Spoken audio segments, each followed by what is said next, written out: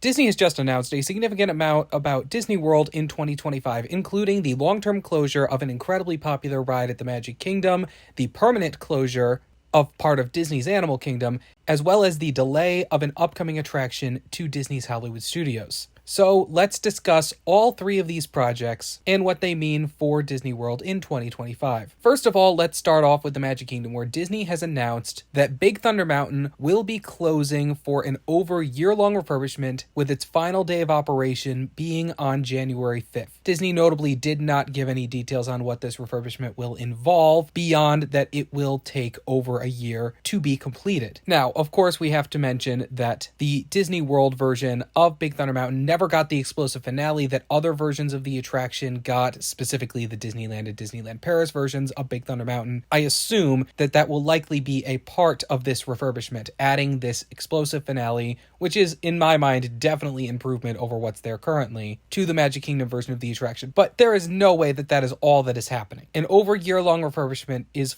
far too long for something as minor as swapping out a finale of an attraction. Honestly, my bet is that the attraction is getting its track replaced, or at least major portions of its track replaced. Big Thunder Mountain at the Magic Kingdom has never had its track replaced. The Disneyland version did have its track replaced back in the 2010s. The attraction is decades old. I think it has just reached the point where the track needs to be replaced in order for the roller coaster to keep operating, and that with an attraction that is as detailed and themed as the Magic Kingdom version of Big Thunder Mountain would probably take this long. And of course, we also have to mention that Big Thunder Mountain is located right alongside a major project that is probably about to be underway at the Magic Kingdom, that being the Cars-themed expansion of Frontierland that will be replacing the Rivers of America and Tom Sawyer Island. Now, notably, Disney has gotten into some permitting delays with this project, so I don't think that that is entirely what's going on with Big Thunder Mountain, especially given that alongside this announcement, we didn't get the closing dates for the attractions of Rivers of America. So at least as of right now, I would assume that those would remain open past this refurbishment date. But I have to imagine, given that Big Thunder Mountain is partially located over Rivers of America, that alterations to this attraction will have to happen for that as well. But it will definitely be interesting to see what happens here, and if there are any more major changes that happen to the ride's theming itself, or if this is more of just a lengthy maintenance. Now let's move on to Disney's Animal Kingdom, where Disney has announced the first phase of the closure of Dinoland USA.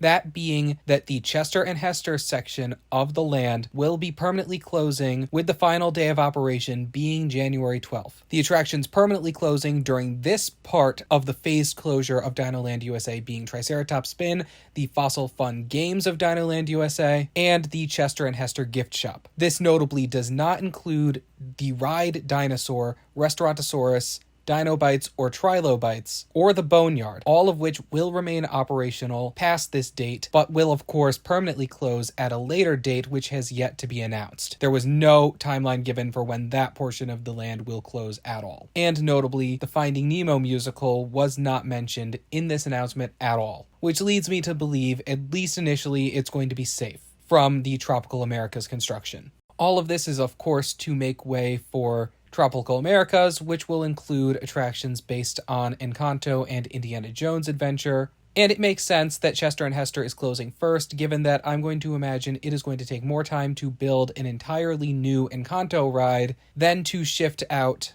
Dinosaur into the Disney's Animal Kingdom version of Indiana Jones Adventure. And it allows Dinoland USA to not be down a major attraction for a longer period of time. That Disney's Animal Kingdom has always been a park that is kind of short on major rides, and so I do worry about how the park is going to be when Dinosaur is closed and the park is down a major attraction. So it's good that Disney is doing everything possible to keep both that and Restaurantosaurus, which is a major restaurant at the park, open for as long as possible. I know I am personally grateful that I'll have a chance to say goodbye to the land and get a few last rides in on Dinosaur. And of course, it will be interesting to see exactly how long the dinosaur portion of Dinoland USA remains open after the Chester and Hester section of Dinoland, as we really have no timeline at all for when that section of the land will close. And lastly, let us move over to Disney's Hollywood Studios, where it was announced that the new version of the Little Mermaid stage show in the animation courtyard section of the park has been delayed. It was supposed to open before the end of this year. It has now been delayed to summer of 2025. And I do think that this is significant news, both in terms of that there is a delay and anyone who was looking forward to seeing this attraction when it was originally scheduled to open will not be able to do so, but also in that maybe this hints at something in regards to another major project announced for Disney's Hollywood Studios, that being the Monsters, Inc. themed land. That this was announced at D23, and since then, there have been two large competing rumors for where this land is going, as Disney did not announce officially where the Monsters, Inc. themed land and Dora roller coaster was going within the park, with the two competing locations being the Muppets Courtyard Grand Avenue section of the park or Animation Courtyard. Both appear to line up with different pieces of the concept art that Disney has released for this attraction, and both have various advantages and drawbacks for why they would be located in either. Once again, Disney has not given any kind of concrete information on which location the Monsters, Inc. land is going to be located in, or if it is hypothetically going to be located in a third location that is not even being discussed right now. I will say personally, I would much prefer for it to be going into the Animation Courtyard section because I love Muppet Vision as an attraction. But once again, we simply do not know which location it is going to be going in. It could be going into either. And there are a variety of reasons to believe it might be going into either location, especially prior to this announcement. But that is largely a whole other discussion. It is possible that the Little Mermaid show being delayed might hint at Animation Courtyard being the location for the Monsters, Inc. themed land, as potentially those plans had to be altered in order to make this show work if portions of or the rest of Animation Courtyard are going to be in the process of becoming Monsters, Inc. when this attraction opens.